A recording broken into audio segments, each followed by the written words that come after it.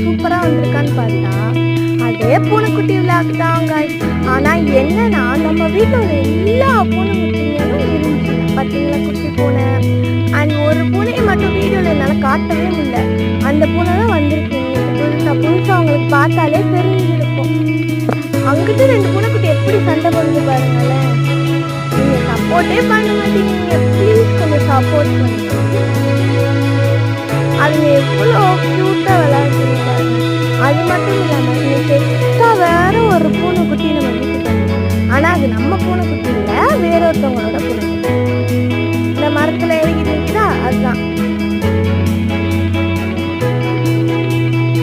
கீழே நிற்கிறது வந்து நம்மளோட பூனைக்குட்டி நம்மளுக்கு எப்பயோ தெரியும். இன்னைக்கு நிறைய பூனைக்குட்டிங்களோட வச்சு வீடியோ எடுத்துருக்கேன். டுமாரோ பாப்பா பாய்.